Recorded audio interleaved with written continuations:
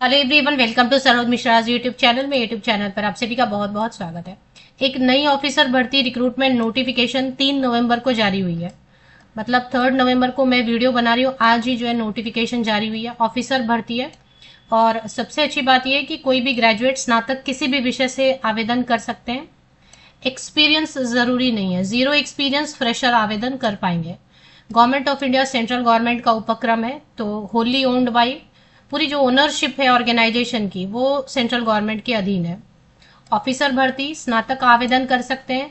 Experience की कोई जरूरत नहीं है। सैलरी ऑफ कोर्स ऑफिसर की अच्छी सैलरी ऑफर कर रहे हैं और मल्टीपल बेनिफिट्स भी दे रहे हैं, तो पूरी डिटेल कवर करेंगे। हालांकि फिलहाल शॉर्ट नोटिफिकेशन रिलीज हुई है, बट मैं लास्ट ईयर का जो एडवर्टीजमेंट है उसको लेके पूरी डिटेल आपको एक्सप्लेन कर देती हूँ। तो जो ऑर्गेनाइजेशन है वो, उसका नाम है ईसीजीसी लिमिटेड, भारत सरकार का उद्यम है ये। परिवीक्षाधीन अधिकारियों की भर्ती, सामान्यज्ञ क्षेत्र, कहने का मतलब इतना शुद्ध हिंदी भी लिख देते हैं कि कभी कभी हिंदी भी जो है ना, एक्चुअली पीओ बोलते हैं ना जिसको, प्रोविजनरी ऑफिसर, या फिर एग्जीक्यूटिव ऑफिसर भी बुलाएंगे इसको। तो इसका एक्चुअली हेडक्वार्टर मुंबई में है, बट जैसे कोई भी बड़ी ऑर्गेनाइजेशन रहती है उसके कई सारे मल्टीपल यूनिट्स होते हैं।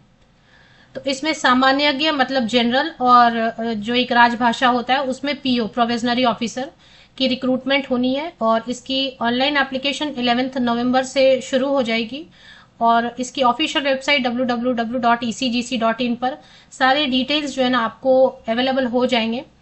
लास्ट डेट रहेगी 2 नवंबर, तो तकरीबन 3 वीक्स का, 3 हफ्ते का आपके पास समय रहेगा, टाइम रहेगा। तो उसके हिसाब से अगर सारी डिटेल आपके पास रहेगी तो अच्छा रहेगा। तो फिलहाल शॉर्ट नोटिफिकेशन देखें, आज की न्यूज़पेपर है, न्यूज़पेपर से ही लिया है।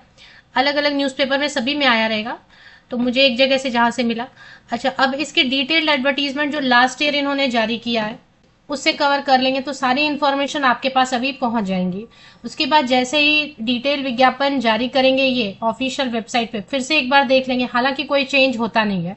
मैंने जो अभी ये आपके सामने ओपन किया है पीडीएफ, ये 2024 का है, तो बहुत कुछ ज्यादा मेजर चेंज देखने को नहीं मिलने वाला है।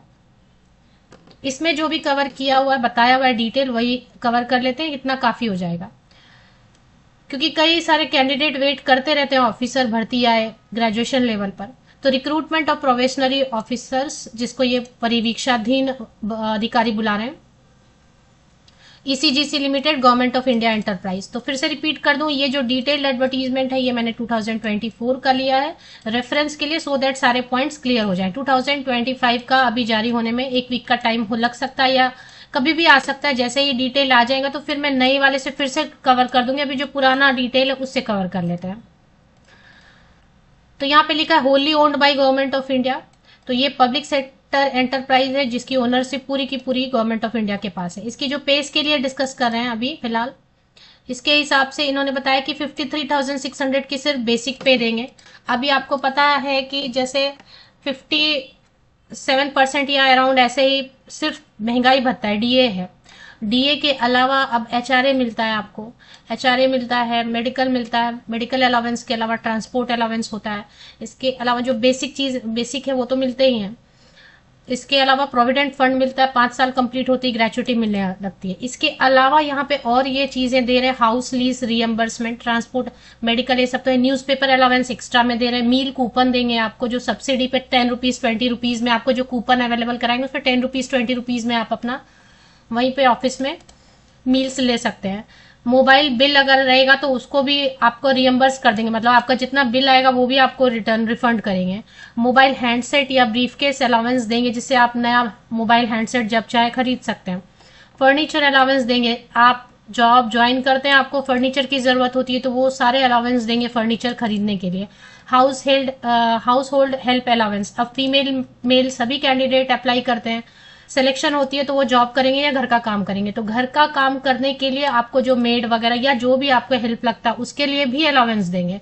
तो इतना बेनिफिट दे रहे हैं तो जरूर अप्लाई करें। सिलेबस में कवर कर दूंगी जिससे आपको क्लियर रहेगा कि, चलिए अब इसमें 23 सिटीज में उन्होंने ऑनलाइन एग्जामिनेशन लिया था last time. Mumbai, Thane, New Bombay, Ahmedabad, Gandhinagar, Pune, Indore, Nagpur, Kolkata, Prayagraj, Varanasi, Bhubaneswar, Raipur, Guwahati, Chennai, Coimbatore, Bangalore, Ernakulam, Hyderabad, Vizag, Delhi, Noida, Gurugram, या गुड़गांव, चंडीगढ़, मोहाली, कानपुर, पटना, रांची, जयपुर।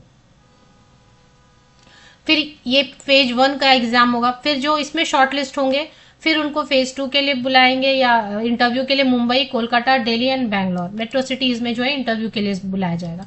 तो एग्जाम के लिए इतने सारे सेंटर्स रखे गए हैं। तो ये सेंटर आपको कंफर्टेबल है इसमें से जो भी। तो ये तो लास्ट ईयर का है तो इसके हिसाब से चलिए अभी इसमें देखेंगे कि और लास्ट टाइम जो है इन्होंने तकरीबन 40 वैकेंसीज निकाली थी। तो ऐसे ही आप समझो इस बार भी 40-60 वैकेंसीज ही आएंगी, बहुत ज्यादा नहीं आएंगी। तो बहुत 3-4 वैकेंसीज नहीं आती हैं, ज्यादा ही आती हैं, बट 40-50-60 तक हो सकता है, 40-50-60 तक। चलिए एलिजिबिलिटी क्राइटेरिया ये बाद में डिस्कस करते हैं तो वैसे ही हो जाता है। फिर एज लिमिट समझेंगे। मैंने वैसे बता ही दिया कि कोई भी ग्रेजुएट अप्लाई कर सकते हैं, फिर भी एक बार फिर से देखेंगे ऑफिशियल लैंग्वेज में क्या लिखा है इन्होंने।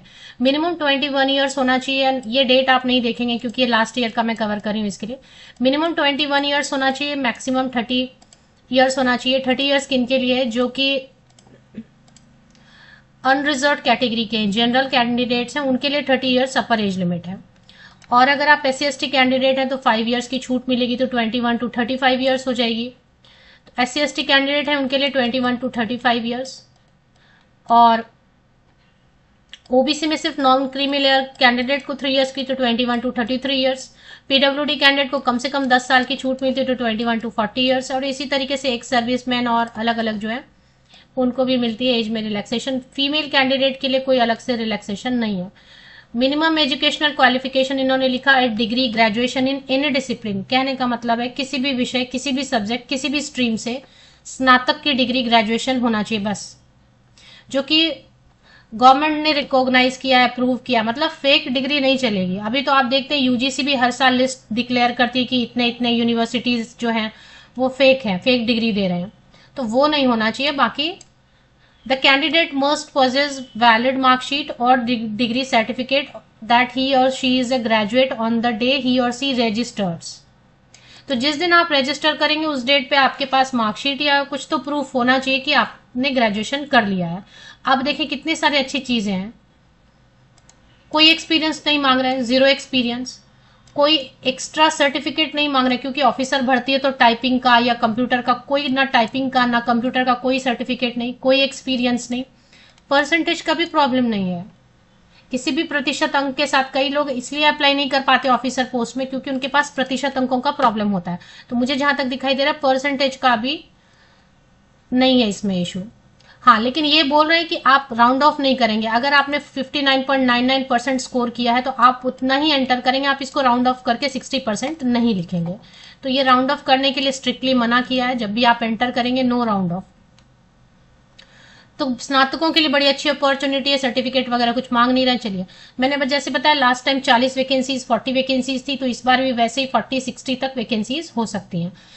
तो एज मैंने बता दिया, क्वालिफिकेशन बता दिया, एज में रिलैक्सेशन बता दिया। PWD candidate online pre training exam होता है, जैसे अभी जो ग्रेजुएशन लेवल पर एग्जाम देते हैं। कई बार ऐसा होता है रिमोट एरिया से आपने एग्जाम पास किया, आपने ऑनलाइन एग्जाम कभी किसी चीज के लिए अपियर हुए नहीं, देखा नहीं, तो उनके लिए online pre exam training free of cost provide करते हैं। लेकिन वो सिर्फ उनके लिए रहता है जो कि रिजर्व कैटेगरी से हैं, और वो भी तब देंगे आपको। SC/ST, OBC, non creamy layer, PWD उनको भी तब देंगे जब आप फॉर्म भरते समय ऑप्शन डालेंगे कि आपको free online pre exam training देनी है। तो वो एक बार सिस्टम पे आपको बताएंगे कि कैसे एंटर करना है और कैसे क्वेश्चंस को सॉल्व करना है। अगर कोई क्वेश्चन नहीं आया, आपने छोड़ा है, तो वापस उस क्वेश्चन पे कैसे रिटर्न होना, ये सारी चीजें। एक ऑनलाइन एग्जामिनेशन होगा, 200 मार्क्स का रहेगा, और एक डिस्क्रिप्टिव पेपर रहेगा। जितने भी ऑफिसर वाली भर्ती होती है ना, उसमें इंग्लिश में ऐसे लिखने जरूर आता है, तो ऐसे वगैरह हमेशा तैयार किया करें। ऐसे, लेटर राइटिंग, ड्राफ्ट करना लेटर वगैरह। तो एक MCQ रहेगा क्वेश्चन, उसमें रीजनिंग एबिलिटी रहेगी 50 मार्क्स का, 40 मिनट सेपरेट टाइम रहेगा। यहाँ पे एक फर्क आप ये देखेंगे, 40 मिनट्स अलग से सेपरेट, इंग्लिश के लिए 30 मिनट्स, कंप्यूटर के लिए 10 minutes, general awareness 20 minutes, quantitative 40 minute, separate time दिया रहेगा। इसमें ही आपको वो सेक्शन खत्म करना होगा। टोटल आपको ऐसा नहीं रहेगा कि 140 मिनट दिया है आराम से करेंगे, कभी इंग्लिश कर लेंगे, ऐसा नहीं। रीजनिंग एबिलिटी 40 मिनट्स के बाद ये सेक्शन आपको देखने को नहीं मिलेगा, तो आपको इतने देर में ही कर लेना है सॉल्व। तो देखें ये सारा जितना भी सेक्शन ये बता रहे हैं, इसमें कुछ भी ऐसा नहीं है हार्ड कि आप नहीं कर सकते कवर। जैसे कुछ कुछ में पूछते हैं कॉमर्स, अकाउंटेंसी, वैसा कुछ नहीं पूछ रहे, नॉर्मल है जो किसी भी एग्जाम के लिए आप एसएससी वगैरह के लिए भी प्रिपेयर करते हैं। कोई भी ऑफिसर भर्ती रहेगी, essay writing, precious writing, draft करना, लेटर वगैरह आएगा ही आएगा। 40 मिनट्स का 20 मार्क्स का रहेगा। चलिए अभी इसमें और हो गया, जो ऑब्जेक्टिव क्वेश्चन रहेगा उसमें 1/4 मार्क्स, 0.25 मार्क्स कटेगा। नेगेटिव मार्किंग यस, तुक्के आप नहीं लगा सकते। 23 सेंटर्स मैंने अभी आपको बताया कि एग्जाम सेंटर इतने हैं। उसके बाद एक इंटरव्यू लेंगे वो, उसके बाद एक इंटरव्यू लेंगे, cut off score online examination की जो भी बनाएंगे। उसके बाद फिर शॉर्टलिस्टेड कैंडिडेट्स को इंटरव्यू के लिए बुलाएंगे। Depending on the number of vacancies available, cut off will be decided and candidates will be shortlisted for interview. तो एक एग्जाम है, एक इंटरव्यू है, आसानी रहेगा। अब इंटरव्यू के मार्क्स भी ऐड करेंगे। इंटरव्यू के लिए आपको 4 सेंटर्स देंगे, मुंबई, कोलकाता, दिल्ली एंड बैंगलोर। वहां पे जाना होगा, इनमें से किसी एक जगह पे आपको जाना पड़ेगा। इंटरव्यू के लिए टोटल 60 मार्क्स रहेंगे, जिसमें कि क्वालिफाइंग मार्क्स रखा गया है। 40% लाना होगा जनरल कैंडिडेट्स को, SC ST OBC PWD candidate को 35% लाना होगा। अब जो है मेरिट लिस्ट कैसे बनाएंगे, 80% वेटेज देंगे एग्जाम को और 20% वेटेज देंगे इंटरव्यू को। चलिए इसकी फीस वगैरह चेक करेंगे, फीस कितना देते हैं। लास्ट टाइम कितना लिया, लगभग उतना ही फीस लेंगे ये। मोड ऑफ पेमेंट वगैरह ऑनलाइन रहेगा। फीस की डिटेल चेक कर लेते हैं, क्योंकि एक ये भी पॉइंट बड़ी इंपॉर्टेंट रहती है, कितनी फीस ले रहे हैं।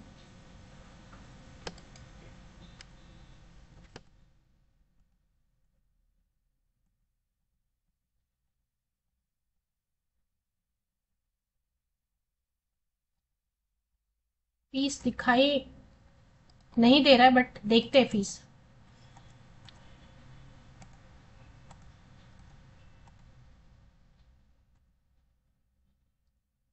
चलिए हो सकता है यहाँ पे रहेगा।